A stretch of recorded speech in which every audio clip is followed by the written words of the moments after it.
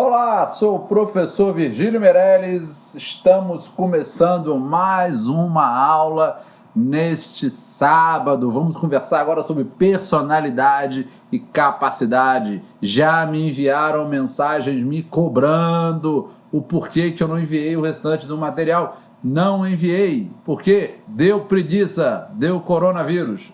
Preguiça. Vamos lá. Primeiro assunto.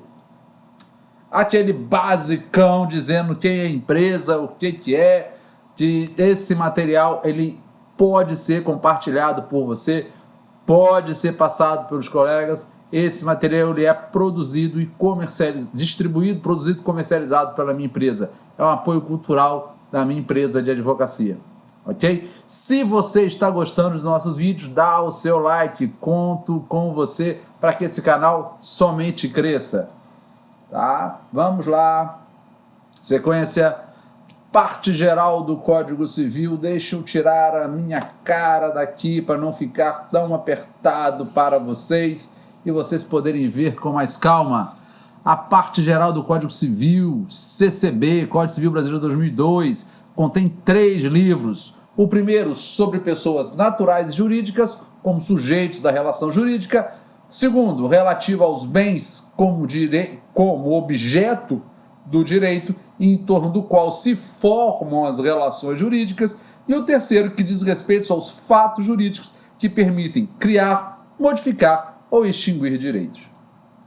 Espera aí, apertei o botão errado de novo. Mas vamos lá, é aqui que eu tenho que ter apertado. No título das pessoas naturais, divide-se em 3 capítulos. Capítulo da personalidade e capacidade, direitos da personalidade e ausência. Lembrando que quando nós formos falar em ausência, eu vou ter que fazer um adendo ao curso, ao capítulo de sucessões, porque não adianta nós conversarmos de ausências em falarmos de sucessões. Aqui eu vou aparecer na telinha, porque eu queria conversar olhando para você. Toda pessoa é dotada de personalidade, isto é, tem capacidade para figurar em uma relação jurídica. Abre lá o seu código, aquele que está paradinho lá, escondidinho, abre ele, está lá, artigo 1º. Toda pessoa é capaz de direitos e deveres da ordem civil, tá? Comprovando a existência de um entrosamento de conceito de capacidade e o de personalidade, certo? Vamos avançando. Aqui vem um grande avanço. Eu vou falar do animal mais para frente, o animal como sujeito de direito. Quem já vem me acompanhando há algum tempo sabe que eu venho já criticando essa questão de uma linha que está viabilizando a possibilidade dos animais serem sujeitos de direito, tá? Eu sou contra, eu não gosto de animal, tenho 2 cachorros, tenho um gato. Se você olhar, não vou mexer na câmera não, mas atrás de mim aqui, ó, ali atrás, ó, nesse exato aqui, nesse pedaço aqui, ó, tem um ninho de passarinho, de um canário que eu estou cuidando. Essa janela fica fechada porque o meu gato tá doido nesse passarinho. Tem 2 ovinhos ali. Tá? Muito legal, vou cuidar, mas é coisa, não é sujeito de direito. Porque se fosse sujeito de direito, olha que doideira. Porque se esse animal, esse passarinho que está ali atrás, fosse sujeito de direito, e o aprendiz de psicopata do meu gato entrasse aqui porque eu facilitei a entrada, certo? Eu poderia ser responsabilizado pelo homicídio do passarinho. Olha que doideira. Por isso que não é tão fácil assim não, gente. Tá? A gente precisa, às vezes, colocar os pingos nos is quando a gente vai falar de direito. Mas, vamos lá, o Código Civil Brasileiro substitui a expressão homem por pessoa, que é mais adequado.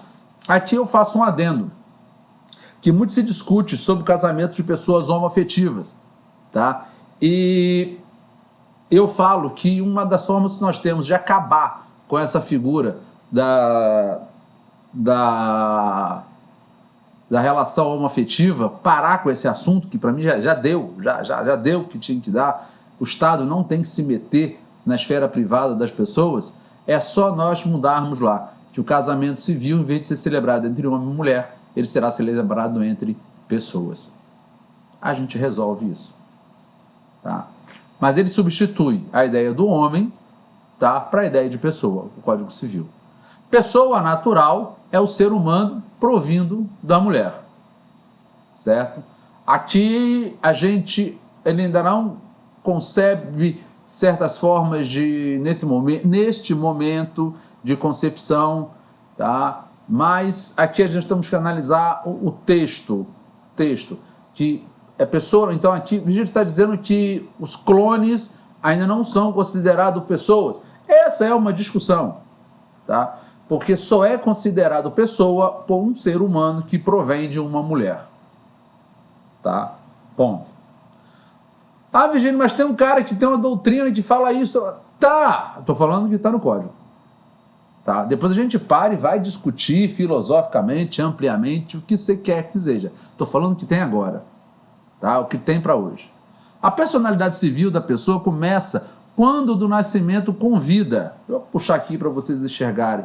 Põe como nascimento com vida. A capacidade do direito e aptidão determinada pela ordem jurídica para gozo e exercício de um direito por seu titular. Esta é a regra. Então, a capacidade em direito e aptidão determinada pela ordem jurídica e do gozo e exercício de um direito por seu titular. Começa quando? Com o nascimento com vida. Aí, nascimento com vida. Vamos lá. Personalidade. Olha só, bem interessante. É um pouco complexo, assim, lembra um pouco complexo, mas na verdade não é. É mais uma questão que nós temos que apenas separar. Capacidade é a medida da personalidade. Ponto. Então eu tenho personalidade jurídica.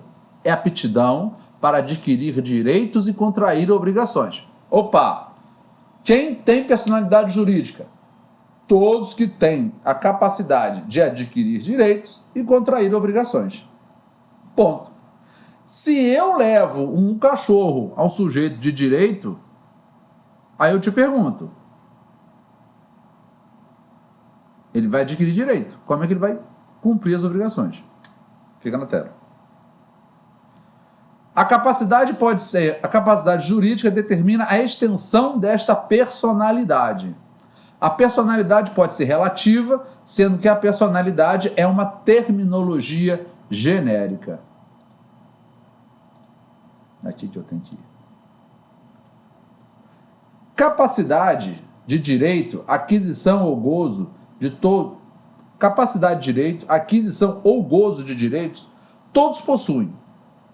Tá? Todos. Capacidade de direito, todos possuem. Capacidade de fato, exercício de um direito, nem todos possuem. Tá?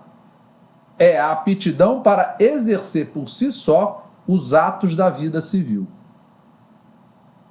Exemplo, o recém-nascido tem capacidade de direito, mas não tem capacidade de fato. E aqui vem uma colocação interessante, que o recém-nascido, no próximo slide, tá? Nós vamos deixar isso bem claro. Que o recém-nascido nasceu, ele tem a capacidade de direito, ele adquire os direitos, mas não adquire a capacidade para o exercício desses direitos. Ele tem que ter um tutor para o representá-lo. Tá? Por isso que a gente precisa flutuar também nesse ponto nas sucessões. Ok? Aí, voltando a falar. Capacidade não se confunde com legitimação. Aptidão à prática de determinados atos jurídicos. Olha que interessante. Legitimação e capacidade. O tutor, ele tem capacidade de fato para propor uma ação em face do tutelado. Porém, falta a ele legitimação para adquirir bens do tutelado. Então ele tem capacidade, mas ele não tem legitimidade. Por quê? O CPF, o Virgílio, ele tem a capacidade, de fato. Mas para aquele tipo de pedido, ele não é legitimado. Tá? É um pouco de processo, mas para vocês poderem entender. Quem tem as duas capacidades, quem tem as duas espécies de capacidade, possui capacidade plena. Quem só tem a capacidade de direito, tem capacidade relativa. E vamos lá. O começo da vida da pessoa natural. Isso para mim é manjar dos deuses.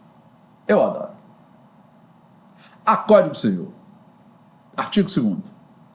Para o nosso direito, o nascimento com vida é o marco inicial da personalidade, mas os direitos do nascituro são garantidos desde a concepção, pois neste momento já começa a formação de um novo ser. O Código Civil brasileiro cuida do nascituro, mesmo não o considerando ainda uma pessoa com capacidade de direitos, colocando a salvo dos seus direitos desde a concepção. Tá? E aqui vem a grande confusão, senhores. Tá? A grande magia,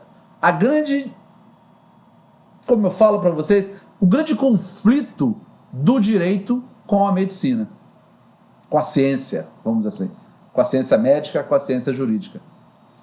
Eu pergunto para vocês, em que momento acontece... Aí estou fazendo um merchan aqui da Coca-Cola, Energy, não sei da Coca-Cola, não gostei muito não, mas...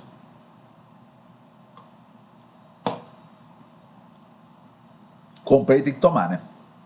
Hein? Aí começa, aí vem. Esses slides estão lá no Google Classroom, então não preciso ficar passando. Eu acho melhor essa parte de a gente ficar olhando um para o outro, porque é bem interessante. Tá? Eu tô com o cabelo aqui meio de grangalhado, acho que eu tô meio alto aqui, deixa eu baixar um pouquinho. Opa, baixa aí aqui. Personalidade. Ah, você chegou até aqui? Já se inscreveu no sinal? No canal? Se não se inscreve, senão eu vou ficar quieto. Já se inscreveu? Então vai lá, obrigado, parabéns, estamos juntos. Tem mais coisa vindo boa para você. A pessoa natural, para o direito, é o ser humano na condição de destinatário de direitos e obrigações. Artigo 2º.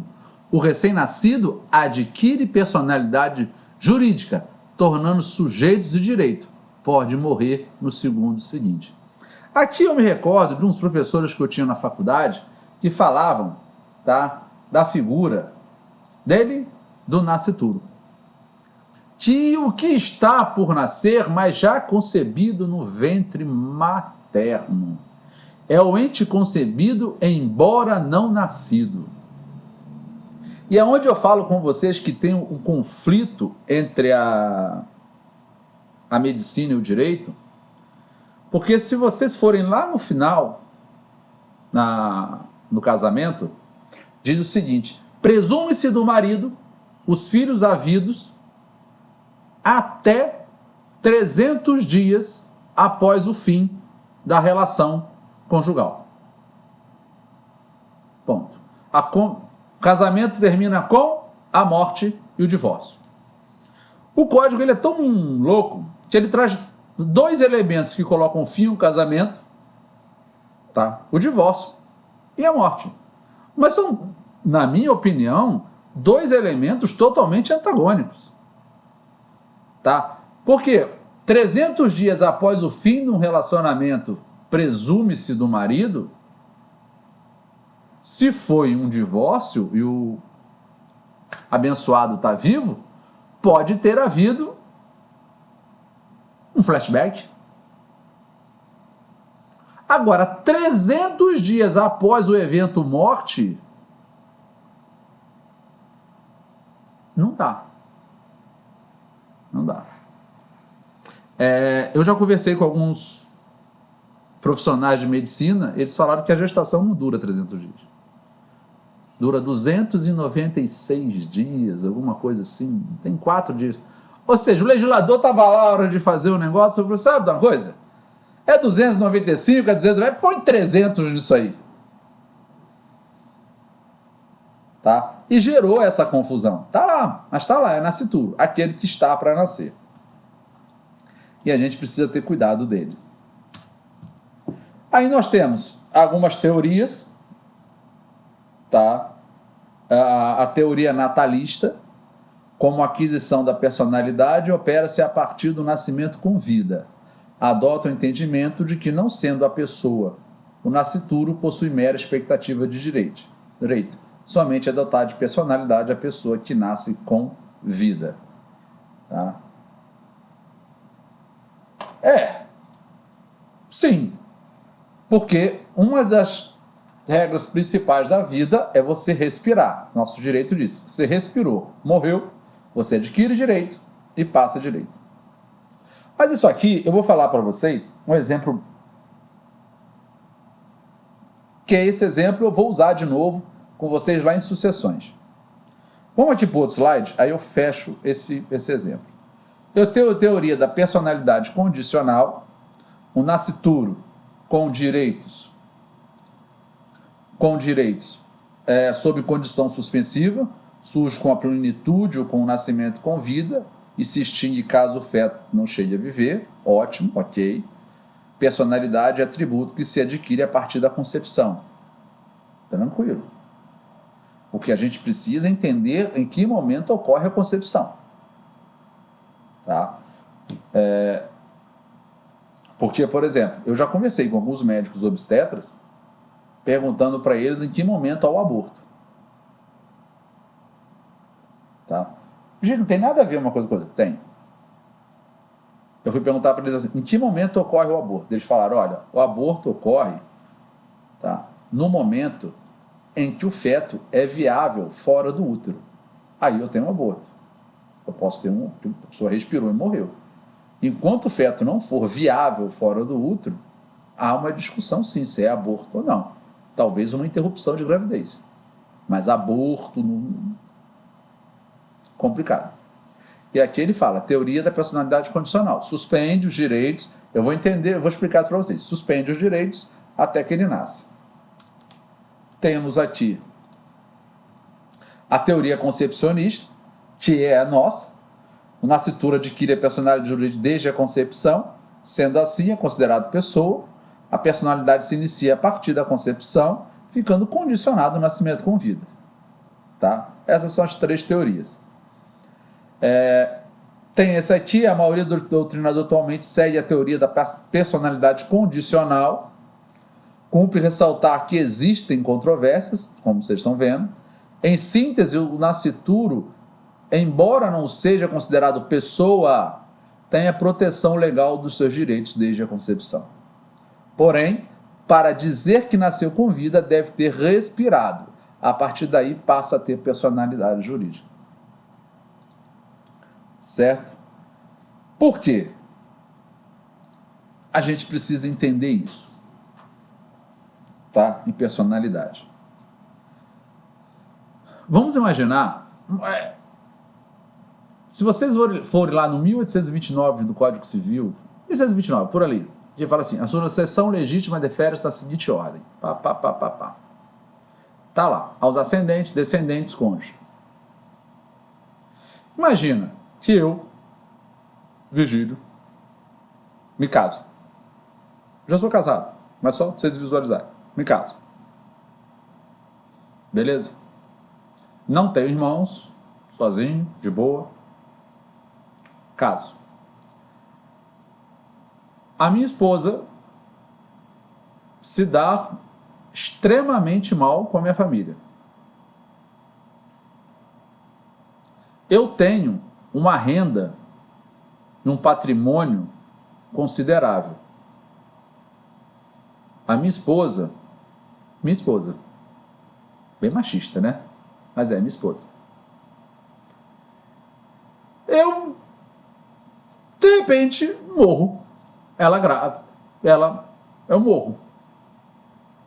Se você for lá, qual é a regra? A sucessão legítima defere na seguinte ordem. Aos ascendentes e concorrência com cônjuge aos descendentes e concorrência com cônjuge sobrevivente, aos ascendentes e concorrência com cônjuge sobrevivente, o cônjuge sobrevivente. No caso lá, eu tinha descendente vivo? Não. Então vai lá, vai ser a sucessão. Ao ascendente, meus pais, em concorrência com a minha esposa, pegar meu patrimônio. Aí na hora de preparar isso, a minha esposa lá tira um papelinho, falou, opa, tô grávida. A partir do momento, aquele patrimônio que estava sendo partilhado para o meu pai, para minha mãe, para minha esposa, tem que ficar suspenso. Tem que esperar eu nascer. Esperar meu filho nascer. Passa 9 meses. Essa criança nasce. Aí tem duas figuras, o natimorto e o nascituro. Ela é nascituro. Só que chega na hora, essa criança vem ao mundo morta. Ela herdou o patrimônio? Não. Então o patrimônio fica naquela segunda hipótese. Aquela criança vem, mal de saúde, respira durante 15 minutos e morre. Naquele momento que ela respirou 15 minutos e morre, o meu patrimônio é transferido imediatamente para essa criança. Tá? Aí vai lá naquela primeira hipótese. Descendentes com cônjuge. Aí transfere para o meu filho com a minha esposa. Aí ela morre. Certo? Aí ela morre, aí aquele patrimônio volta de novo. Aquela meu filho deixou descendente? Não. Deixou ascendente? Deixou. Minha esposa.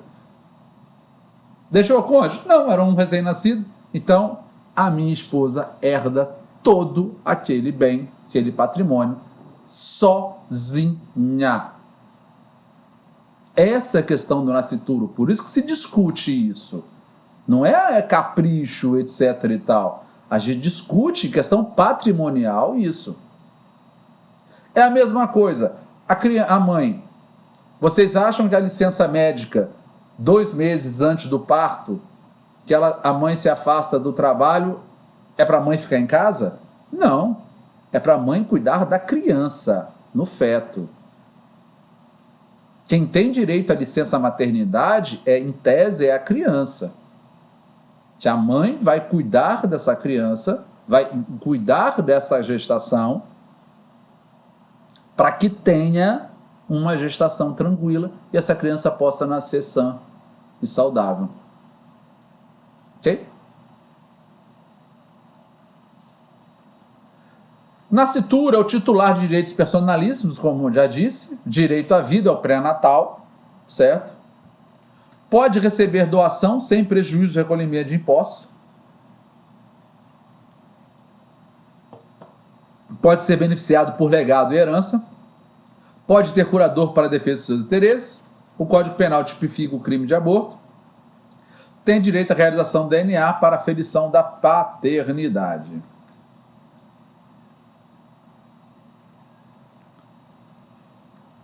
Aí, como funciona essa figura, né? Nodum conceptus.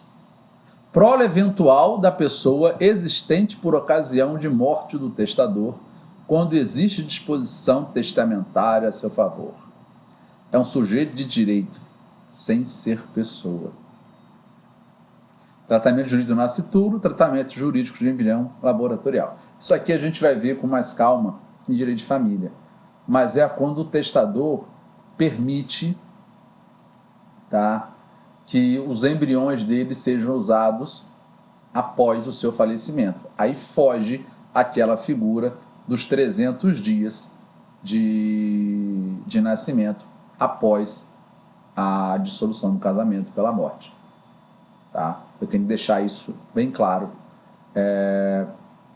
Tem um caso no Brasil de um cantor famoso.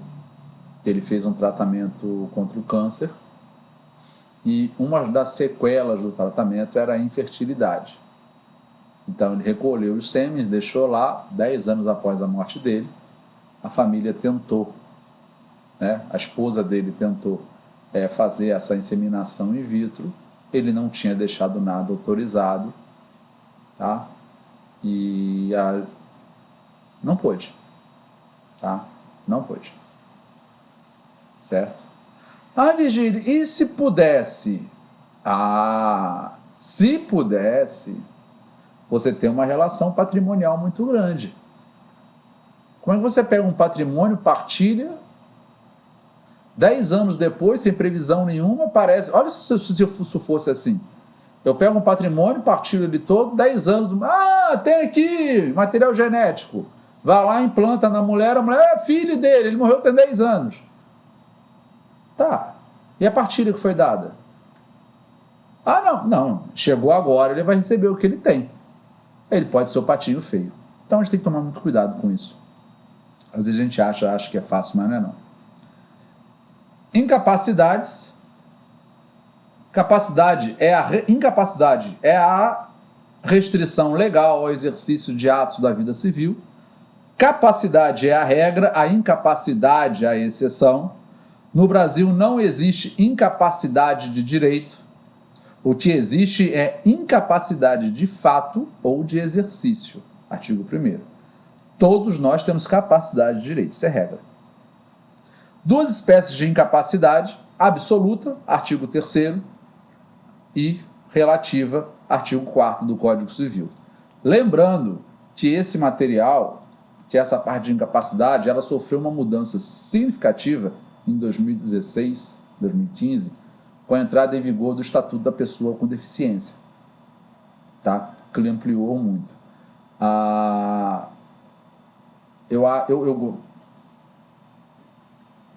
Como eu disse para vocês, eu estou no direito há mais de 20 anos. Eu tenho 44 anos de idade. Eu estudei pelo Código Civil de 16. E lá dizia o seguinte: quem são os loucos incapazes? Os loucos de todo gênero. Aí eu perguntei para o professor assim: professor, quem é louco de todo gênero? Eu não sei. Imagina hoje, com o avanço da medicina, você colocar como incapaz, loucos de todo gênero, uma pessoa que toma remédio controlado, que não consegue dormir. Então a gente precisava passar por isso. A gente precisava tratar essas pessoas de forma diferente. Tá? Então o código vem, ajeita e vai vir evoluindo muito mais. Por exemplo, síndrome de Down era absolutamente incapaz. Hoje a gente vê síndrome de Down dando show de relacionamento. Independência financeira, educacional, familiar. E aí eu tenho que tratar isso como loucos de todo gênero? E deixar eles relegados ao canto? Uma canequinha do Darth Vader, presente de Maria Laura. Tem água. Até hoje minha esposa entrou aqui e falou assim: Giro, o que tem nessa caneca? Eu falei: água. Ela: Giro, é cerveja. Eu falei: não, é água. Eram 10 horas da manhã, se tivesse alguma coisa era chá. Tudo bem, daqui a pouco vai ter vinho aqui, né? Mas, vamos embora. Incapacidade absoluta acarreta a proibição total do exercício de direito. O ato somente pode ser praticado pelo representante legal do absolutamente capaz, sob pena de nulidade, artigo 166. Está aqui para vocês verem. Artigo 3º traz o rol dos absolutamente capazes, menores de 16 anos, tem uma questão lógica, tá? Menores impúberes. Lembrando, gente, que o que define a incapacidade de 16 anos, a determinação da idade não é igual em todos os países. Nós temos o costume de ver, né? Um menino americano com 16 anos já pode dirigir, aqui só com 18. Tem outros países que pode. Aí, artigo 1º da Constituição, uma coisinha chamada soberania. Tá? Eu penso, sofri muito para chegar aos 18 anos, eu falo que eu só conto a minha idade até os 18, foi quando eu tirei minha carteira de habilitação. Depois nunca mais eu contei a minha idade, certo? A não ser quando lembram que eu tenho 44 anos de idade com essa carinha de 22, certo? Mas eu até falo isso muito com alguns amigos, que a gente cria uma chavinha, né? 17 anos, você não pode fazer nada. Você tá ali lá. Fez 18, o mundo se abre para você. Vai! E não é assim. A gente sabe que dentro da psicologia existe toda uma evolução para a pessoa. Mas no Brasil, menor de 16 é absolutamente incapaz. Ponto. Ah, mas pode ser emancipado, tal, mas é emancipado para certos atos da vida civil que nós vamos ver. Passando aqui. Não são mais causas de incapacidade aqueles que, por enfermidade ou deficiência mental, não tiveram necessário discernimento, tá? Porque eles diziam, no Código 16, que os surdos mudos, eles eram absolutamente incapazes, quando, na verdade, desde que ele não conseguisse se expressar. Mas era assim, surdo-mudo, ponto. A insanidade mental permanente e duradoura. Não se aceitam, tá, intervalos lúcidos, que são aqueles rampantes que a pessoa está totalmente desligada e ela volta. Tá? Para ser considerada insanidade mental, ela tem que ser permanente e duradoura. Se a pessoa de vez em quando está bem, não, ela tem que estar bem o tempo todo. A incapacidade mental é considerada um estado permanente e contínuo. Serão registrados no registro público a interdição por incapacidade absoluta ou relativa. Excepcionais, sem desenvolvimento mental completo.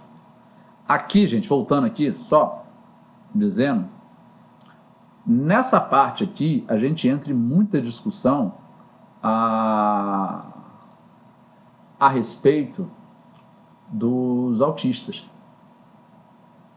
Tá? Os Asperger, todas as variações do autismo. Por isso que a gente precisa ter muito cuidado na hora, o médico precisa ter cuidado na hora de diagnosticar e nós precisamos ter cuidado na hora de avaliar. Certo? É um avanço, nós não conseguimos enxergar isso. Tá? Eu falo que é um retrocesso social nós colocarmos aquele símbolo do autismo num caixa de supermercado, porque uma mãe que está com uma criança fisicamente normal sabe que tem que passar na frente de todo mundo, que ela não aguenta ficar muito tempo ali, e as pessoas ainda criticarem ela por ela ser uma mulher jovem com uma criança e não querer passar na fila, não querer ficar na fila. Eu acho que nesse ponto a gente precisa evoluir muito socialmente. Se eu estou numa fila, você está com alguém, você fala assim, eu preciso passar na sua frente. Já arrumei até briga esses dias com um colega a respeito de fila. Tá? Já fui falar com ele que uma das formas que eu entendo que é um fracasso da sociedade é a fila. Ué.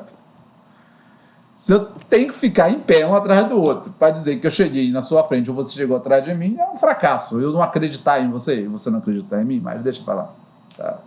Tá ficando comprida dessa aula. Já tá. Essa aí eu sabia que ia ser mais comprida. Excepcionais sem desenvolvimento mental completo. Surdos, mudos, quando não receberem educação adequada. Excepcionais sem desenvolvimento completo. O juiz, ao decretar interdição, estabelece os limites da curatela. Então aqui a gente, excepcional sem desenvolvimento mental completo. Vamos avançando. Incapacidade relativa, pode praticar atos desde que assistidos, artigo 1634, praticar atos mais assistidos pelo representante, artigo 4º, traz o rol dos relativamente incapazes. Quem são os relativamente incapazes? Maiores de 16, menores de 18, alguns podem ser praticados. Ébrios naturais viciados em tóxicos, quando houver uma redução da capacidade da decisão e não a privação total será relativa. Gente, aqui Eu não gosto de dar exemplo dando nome aos bois, mas eu vi um vídeo ontem dele conversando com o Sérgio Abujanra, o nazi, falando sobre quando tentaram interditar ele porque ele estava viciado em tóxico. Tá? Ele provou que ele não estava. Então, quando houver uma redução da capacidade de decisão e não a privação total, será relativa. Eles queriam interditar ele por completo. Na verdade, ele estava vivendo um momento complicado com as drogas. Os mesmos que por causa transitória não puderem exprimir a sua vontade, aqui entra a pessoa que está com AVC, sofreu um acidente, aquelas, tá? Pode por causa temporária. Paralisia quando sob efeito de drogas que impeçam, expressam livremente sua vontade. Não fala drogas aqui, gente, não é drogas ilícitas, não. Às vezes por medicamentos. Interdição só cabe para impedimentos duradouros, certo? Os pródigos. Os pródigos, para mim, são os melhores, tá? O pródigo, para quem é cristão, evangélico, deixa eu passar aqui, sabe do que eu estou falando, né? Aquele dia, o pastor está sem assunto na igreja, o padre também, vai falar da parábola do filho pródigo. Quem é um filho pródigo? Aquele que pega todo o patrimônio, gasta tudo e fica sem nada. Aí é aquela discussão entre o filho que ficou. Por que eu tenho que dar agora parte do que é meu para ele, já que ele gastou tudo quando ele quis? O pai fala assim, porque ele é meu filho, eu vou cuidar dele. Fantástico. Para o nosso direito, o pródigo, ele é um pouco diferente. Tá? O pródigo, na verdade, é por meio de interdição.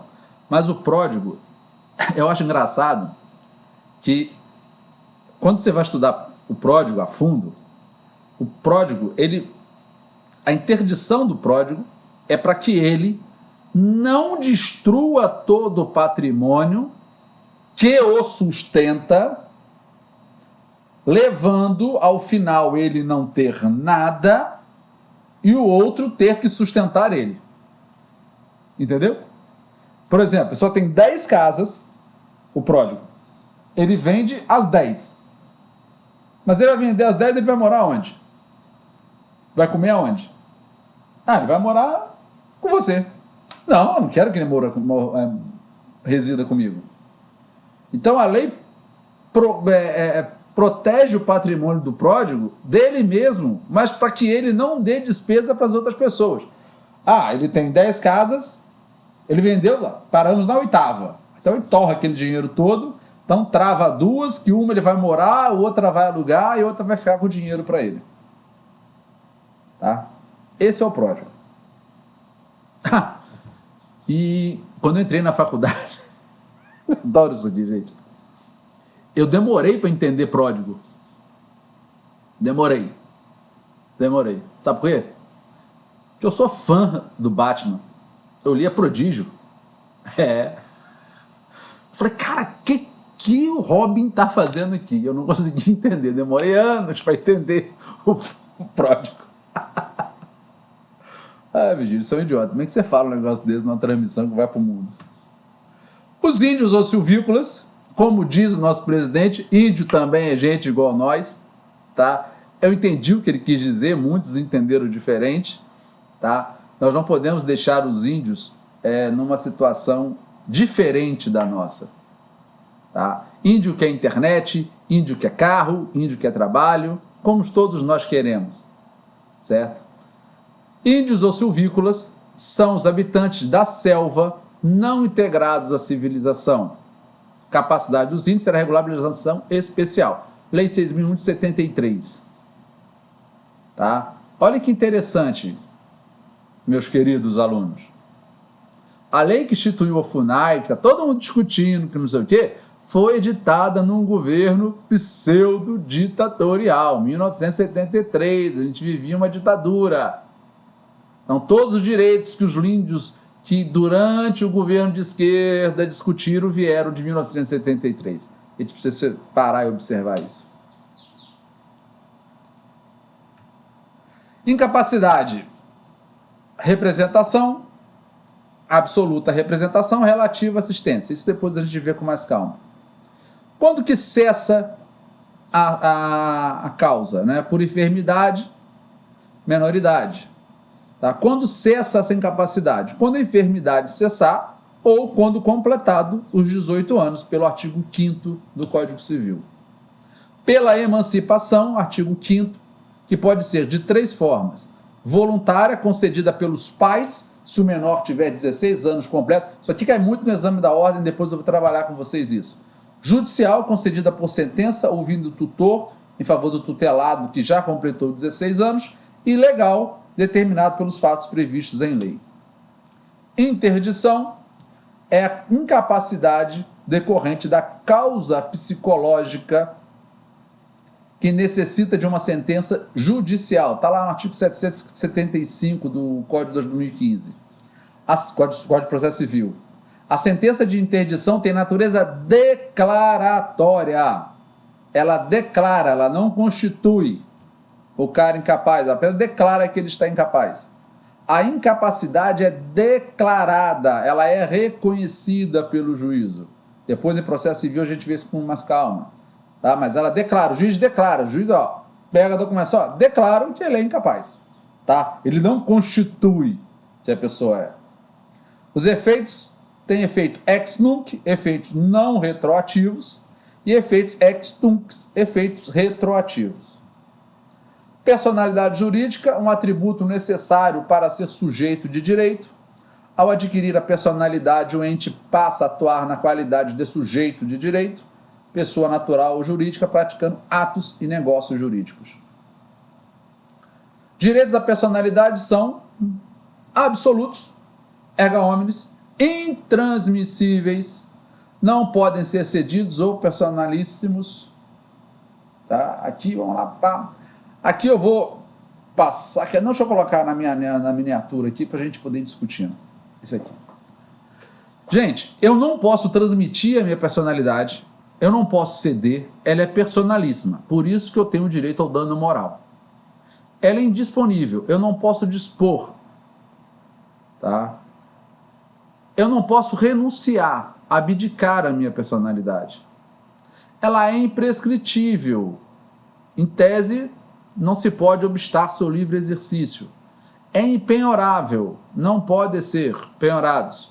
E estas não podem ter uma valoração econômica. Esse é o direito da personalidade.